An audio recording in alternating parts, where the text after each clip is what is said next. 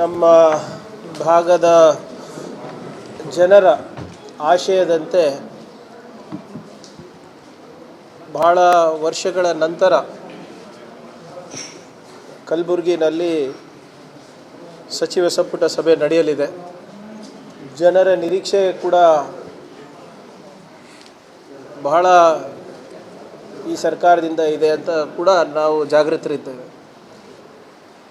ಆದ್ದರಿಂದ ಇವತ್ತು ಎಲ್ಲ ನಮ್ಮ ಶಾಸಕರು ಮತ್ತು ಎಲ್ಲ ಅಧಿಕಾರಿಗಳು ಸೇರಿ ಜಂಟಿಯಾಗಿ ಸಭೆಯನ್ನು ನಡೆಸಿ ಇಲಾಖಾವಾರು ನಮ್ಮ ಜನರ ನಿರೀಕ್ಷೆಗಳೇನಿದೆ ಮತ್ತು ಸರ್ಕಾರದ ಹಂತದಲ್ಲಿ ಯಾವ ಪ್ರಪೋಸಲ್ಸ್ ಪೆಂಡಿಂಗ್ ಇವೆ, ಯಾವ ಪ್ರಪೋಸಲ್ಗೆ ಅನುದಾನ ಬಿಡುಗಡೆ ಆಗಬೇಕಾಗಿದೆ, ಇವೆಲ್ಲನೂ ಕೂಡ ಒಂದು ಸಂಪೂರ್ಣವಾದಂಥ ಡೀಟೇಲ್ಡ್ ಮೀಟಿಂಗನ್ನು ಇವತ್ತು ಮಾಡ್ತಾಯಿದ್ವಿ. ನಾಳೆ ಚೀಫ್ ಸೆಕ್ರೆಟರಿ ಅವರ ಹಂತದಲ್ಲಿ ಎಲ್ಲ DC ಮತ್ತು CEO ಕೂಡ ಬೆಂಗಳೂರಿನಲ್ಲಿ ಮೀಟಿಂಗ್ ಮಾಡ್ತಾಯಿದ್ದಾರೆ.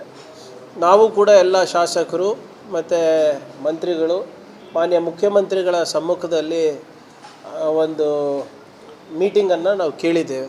ಸೊ ಈ ಭಾಗದ ಜನರ ಬರೀ ಕಲಬುರಗಿ ಅಷ್ಟೇ ಅಲ್ಲ, ಕಲ್ಯಾಣ ಕರ್ನಾಟಕದ ಜನರ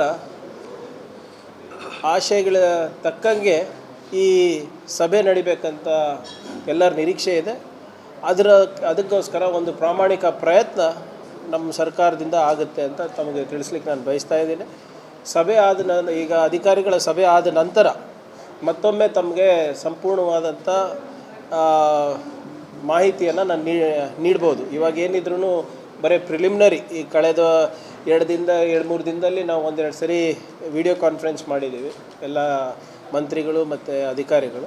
ಸೊ ಮುಂದಿನ ನೀಲಿ ನಕ್ಷೆ ಮತ್ತು ರೂಪುರೇಷೆ ಏನಿರಬೇಕು ನಮ್ಮ ಕ್ಯಾಬಿನೆಟ್ ಮೀಟಿಂಗಿಗೆ ನಾನು ಮಧ್ಯಾಹ್ನ ಮೇಲೆ ತಮಗೆ ಮತ್ತೊಮ್ಮೆ ಬ್ರೀಫ್ ಮಾಡ್ತೀನಿ.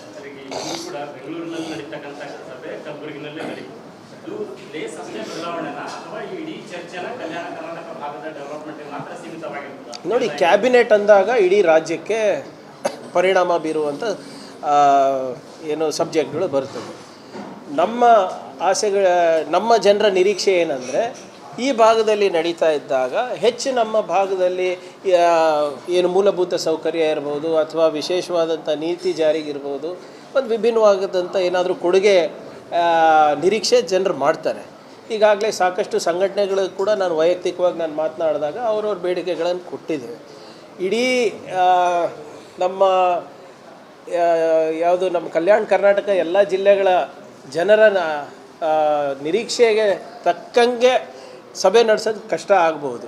ಬಟ್ ಓವರಾಲ್ ನಮ್ಮ ಭಾಗದಲ್ಲಿ ಏನು ಮೂಲಭೂತ ಸೌಕರ್ಯಗಳಿರ್ಬೋದು ಅಥವಾ ಯಾವುದಾದ್ರೂ ಅಭಿವೃದ್ಧಿಯ ನೀಲಿ ನಕ್ಷೆ ಹಾಕೋದಕ್ಕೆ ಹಸಿರು ನಿಶಾನೆ ಇರ್ಬೋದು, ಅದೆಲ್ಲ ನಾವು ಮಾಡ್ಬೋದು.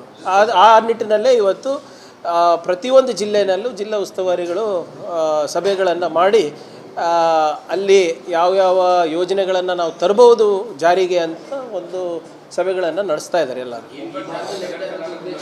ಒಂದು ನಿಮಿಷ ಸರ್, ಖಂಡಿತ 100% ನಾವು ಕೂಡ ಒತ್ತಾಯ ಮಾಡಿದ್ದು, ನಾನೇ ನಮ್ಮ ಎಲ್ಲ ಸಂಪುಟದ ಸಹೋದ್ಯೋಗಿಗಳಿಗೆ ನಾನು ಮನವಿ ಮಾಡಿಕೊಂಡಿದ್ದು, ಅಲ್ಲಿ ಇದು ದಶಮಾನೋತ್ಸವ ಇದೆ, ಪದೇ ಮಾಡೋದ್ರಲ್ಲೂ ಏನು ಉಪಯೋಗ ಆಗೋದಿಲ್ಲ. ಸೊ ಆಮೇಲೆ ಕಾಟಾಚಾರಕ್ಕೂ ಕೂಡ ಮಾಡಬಾರ್ದು. ನೀವು ಹೇಳ್ದಂಗೆ ನಮ್ಮ ಭಾಗದ ಜನರ ನಿರೀಕ್ಷೆಗಳು ಆಶಯಗಳಿಗೆ ನಾವು ಅವರಿಗೆ ಒಂದು ಸ್ಪಂದಿಸೋ ರೀತಿಯಲ್ಲಿ ನಾವು ಮಾಡ್ತೀವಿ.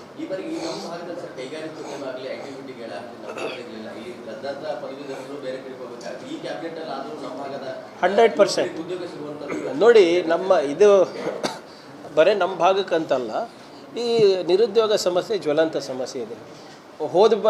ಹೋದ ಬಾರಿ ಕ್ಯಾಬಿನೆಟ್ನಲ್ಲಿ ತಾವು ಕ್ಯಾಬಿನೆಟ್ ಪ್ರೊಸೀಡಿಂಗ್ಸ್ ನೋಡಿದರೆ ನಿಪುಣ ಕರ್ನಾಟಕ ಅಂತ ಒಂದು ಹೊಸ ಯೋಜನೆ ನಾನೇ ತಂದಿರೋದು. ಅದರಲ್ಲಿ ಓವರಾಲ್ ಏನಿಲ್ಲ ಅಂದರೂ ಒಂದು 300 ಕೋಟಿ ಯೋಜನೆ, ಅದರಲ್ಲಿ 100 ಕೋಟಿ ನಮ್ಮ ರಾಜ್ಯ ಸರ್ಕಾರದ್ದು, ಇನ್ನು 200 ಕೋಟಿ CSR ಮತ್ತು ಕಾರ್ಪೊರೇಟ್ ಡೆವಲಪ್ಮೆಂಟ್ ಫಂಡಲ್ಲಿ ಬರುವಂಥ ಯೋಜನೆ.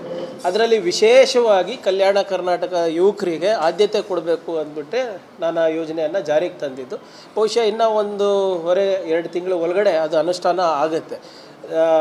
ಶರಣ್ ಪ್ರಕಾಶ್ ಸಾಹೇಬ್ರ ಇಲಾಖೆ ಮತ್ತು ನಮ್ಮ ಇಲಾಖೆ ಸೇರಿ ನಮ್ಮ ಭಾಗದ ಯುವಕರಿಗೆ ಏನೋ ಮೋರ್ ಎಂಪ್ಲಾಯಬಲ್ ಮಾಡಬೇಕು ಅಂತ ಇದೆ. ಉದ್ಯೋಗ 100% ಎಂಪ್ಲಾಯ್ಮೆಂಟ್ ಕೊಡ್ಸೋದು ಕಷ್ಟ ಆಗ್ತದೆ, ಆದರೆ we will ensure our youngsters are the most employable. ಏನೇ ಅವರಿಗೆ ತರಬೇತಿ ಬೇಕಾಗಿದೆ, ಅವರಿಗೆ ಯಾವ ಸ್ಕಿಲ್ ಸೆಟ್ಸ್ ಬೇಕಾಗಿದೆ, ಅದನ್ನು 100% ನಾವು ಕೊಡಿಸ್ತೀವಿ ಅದರಲ್ಲಿ. ಅದಕ್ಕೋಸ್ಕರ ನೀತಿ ಆಗಲೇ ಕಳೆದ ಸಂಪುಟ ಸಭೆಯಲ್ಲಿ ತೀರ್ಮಾನ ಆಗಿದೆ. ಅದು ಅನುಷ್ಠಾನ ಇನ್ನು 1.5-2 ತಿಂಗಳಲ್ಲಿ ನಾವು ಕಲಬುರಗಿಯಿಂದನೇ ಪ್ರಾರಂಭ ಮಾಡ್ತೀವಿ. ಪ್ರತ್ಯೇಕ ಸಚಿವಾಲಯ ಆಗಬೇಕು, ಆಮೇಲೆ ಆ ಕಚೇರಿ ಕಲಬುರಗಿಗೆ ಶಿಫ್ಟ್ ಆಗಬೇಕು, ಈ ಥರದ ಬೇಡಿಕೆಗಳು ಐತಿಹಾಸಿಕ ನಿರ್ಣಯಗಳು ಈಗ ಆಗಲಿ. ನೋಡಿ, ಅದೆಲ್ಲ ನಾವು ಪರಿಶೀಲನೆ ಮಾಡೋಣ ಅಂತೆ. ಬಟ್ ಈಗ ನೋಡಿ, ಈಗ ನಾವು ಬರೀ ಒಂದು ಕಟ್ಟಡನ ನಾವು ಶಿಫ್ಟ್ ಮಾಡಿದ ತಕ್ಷಣ ನಾವು ಅಭಿವೃದ್ಧಿ ಕಾಣ್ತೀವಿ ಅಂತ ಅಲ್ಲ. ಸೆನ್ಸರ್ ನೀವು ಹೇಳಿದಾಗ ಕರೆಕ್ಟ್. ನಮ್ಮ ನೀತಿನಲ್ಲಿ 371J ತಂದ ಮೇಲೆ ಭಾಳಷ್ಟು ಜನ ಭಾಳ ಹೇಳ್ಬೋದು, ಆದರೆ ಅದರಿಂದ ಆಗಿರೋ ಲಾಭ ಕೂಡ ಇದೆ. ಕೆಲವು ಕಡೆ ವಿಳಂಬ ಆಗಿರ್ಬೋದು, ಅದು ಒಪ್ಪಬೇಕಾಗ್ತದೆ, ಇಲ್ಲ ಅಂತ. ಆದರೆ ಏನೂ ಆಗೇ ಇಲ್ಲ ಅಂತ ಹೇಳೋದು ತಪ್ಪಾಗ್ತದೆ. ಈಗ 30,000 ಇಲ್ಲ ಈಗ ಅದೇ ಈಗ ಉದಾಹರಣೆ 30,000 ಕಾಮಗಾರಿಗಳನ್ನು ನಾವು ಮಾಡಿದ್ದೇವೆ. ಅದು ಯಾವುದೇ ಸರ್ಕಾರ ಇರ್ಬೋದು, ಈ ನೀತಿಯಿಂದ ಬಂದಿರೋದು. 22,000 ಜನ ಇವತ್ತು ಇಂಜಿನಿಯರ್ಸ್ ಆಗಿದ್ದಾರೆ. ಹೋದ ವರ್ಷ 1,000 ಜನರಿಗೆ ಮೆಡಿಕಲ್ ಸೀಟ್ ಸಿಕ್ಕಿದೆ. ಏನಿಲ್ಲ ಅಂದರೂ 1,09,000 ಜನರಿಗೆ ಡೈರೆಕ್ಟ್ಲಿ ಇಂಡೈರೆಕ್ಟಾಗಿ ಪ್ರಮೋಷನ್ಸ್ ಆಗಿವೆ. ಇವೆಲ್ಲನೂ ಕೂಡ ಇದ್ರ ಲಾಭನೇ. ಇದು ಕಾನ್ಸ್ಟೆಂಟ್ ಪ್ರೋಸೆಸ್ ಇದ್ದೇ ಇರ್ತದೆ. ಆದರೆ ಟೀಕೆ ಮಾಡೋರು ಟೀಕೆ ಮಾಡ್ತಾರೆ, ಇಲ್ಲ ಅದಕ್ಕೆ ಮದ್ದಿಲ್ಲ, ಏನು ಮಾಡೋಕ್ಕಾಗ್ತದೆ. ಆದರೆ ನಮ್ಮ ಕೆಲಸ ನಾವು ಪ್ರಾಮಾಣಿಕವಾಗಿ ಮಾಡಬೇಕಾಗ್ತದೆ. ವೆದರ್ ನೀವು ಹೇಳ್ದಂಗೆ ಕಚೇರಿಗಳಿರ್ಬೋದು, ಸಚಿವಾಲಯಗಳಿರ್ಬೋದು, ಹೊಸ ನೀತಿಗಳಿರ್ಬೋದು, ಇವೆಲ್ಲನೂ ಮಾಡುವ ಒಂದು ಪ್ರಾಮಾಣಿಕ ಪ್ರಯತ್ನ ನಮ್ಮ ಸರ್ಕಾರದಿಂದ ಆಗುತ್ತೆ.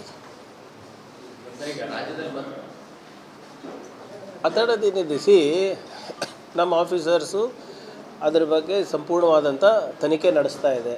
ಸುಮ್ಮನೆ ಇಲ್ಲದ ಸಲ್ಲದ ಆರೋಪಗಳೆಲ್ಲ ನಾವು ಮಾಡಲಿಕ್ಕೆ ಹೋಗೋದಿಲ್ಲ. ಏನಿದ್ರೂ ಕೂಡ ಫೊರೆನ್ಸಿಕ್ ರಿಪೋರ್ಟ್ ಪ್ರಕಾರ ಏನು ಬರುತ್ತೆ ಅದಕ್ಕೆ ನಾವು ಅದ್ರ ಪ್ರಕಾರ ಕ್ರಮ ತಗೋತೀವಿ. ಇದರಲ್ಲಿ ಯಾವುದೇ ರೀತಿಯಾದಂಥ ಒತ್ತಡಗಳು ಯಾರೂ ತರಂಗಿಲ್ಲ.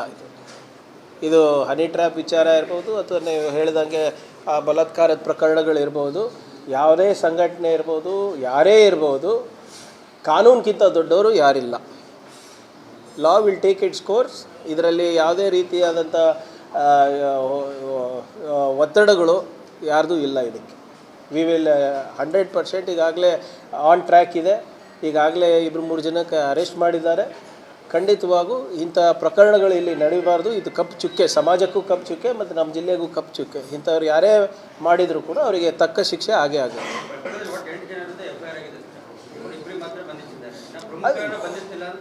ನೋಡಿ, ಪ್ರಮುಖರ ಮೇಲೆ ಬಂಧಿಸೋದಲ್ಲ, ಎವಿಡೆನ್ಸ್ ಬೇಸ್ಡ್ ನಾವು ಮಾಡಬೇಕಲ್ಲ.